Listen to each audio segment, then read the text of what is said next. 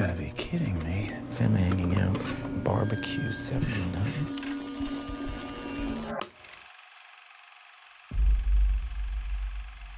That's the family who lived here.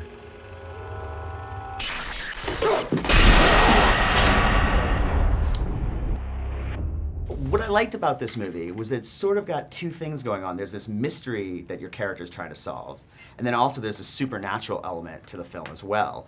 Is that part of what sort of attracted you to the script, was those two elements, and what's it like kind of balancing those tones as an actor? Well, the whole movie is a lot of different tones. I mean, it's the writer trying to solve a murder mystery, and the movie's solving the murder mystery simultaneously. You're watching a movie about a guy watching movies.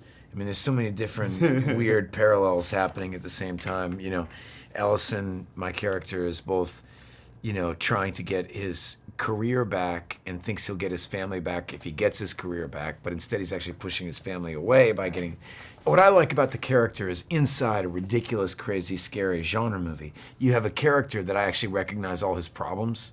Right. You know, and that makes it fun as an actor to There's play. the alcoholism, he's pushing his family away, the misguided intentions. He's chasing his own ego and all that stuff that we can relate to in the middle of some ridiculous circumstances that maybe we don't have immediate facility to relate to. Right. Makes the character almost more relatable to the audience. That's what I think. Yeah. Or hope, anyway. Yeah, I definitely think so.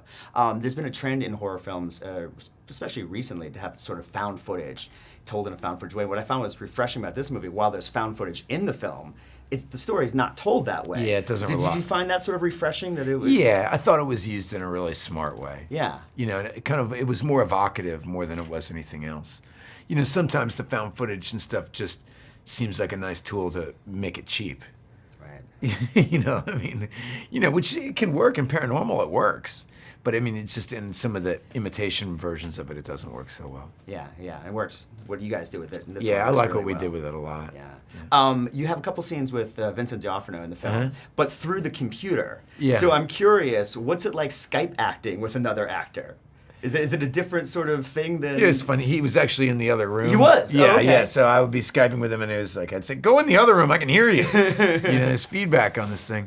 You know, Vincent's a great actor, and he's a friend of mine, and we just know he has these huge speeches, that character, and we knew we needed somebody really good for this little part to make a real memorable impression.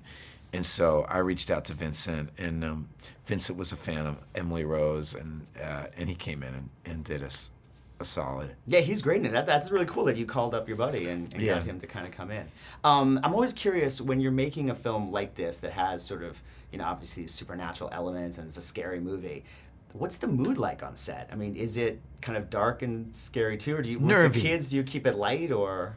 Oh, the kids part, they love it. You know, kids love... You know, I'm the demon, you know, I'm crazy, you know, and they love playing Halloween. You know, we shot it all around Halloween. We were shooting it this time last year. Oh, wow. And that part was just really fun.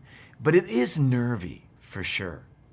I mean, I don't know exactly why, but there's a weird tension. We were shooting at night all the time, and we're trapped in this house. And this house was a particularly creepy house, too. Like, you know, it'd been on the market for like 7 years or something. You knew something terrible had happened there. No kidding. Sure So it kind of shadows the movie in a little bit. I may have been projecting. Okay. But I certainly felt it. I wasn't alone. Okay. But so the mood is a little bit, you want to keep it kind of tense, and does that help you as an actor I sort think of in so. those scenes? Yeah. I think everybody did. You know, it doesn't matter what movie you make.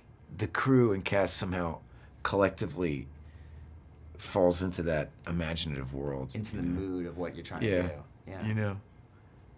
I think so. Yeah, it's amazing. Last thing I have to ask you, you have a film coming out called The Getaway, or Getaway? Yeah, Getaway. There's a rumor online that it's a remake of the Sam Peckinpah film. It's not. Yeah, please tell us it's what not. the deal It's is. a slight nod of the hat to both Bullet and Getaway. It's very much, because I drive a Mustang in the movie, it's very much a nod to those kind of great car chase movies.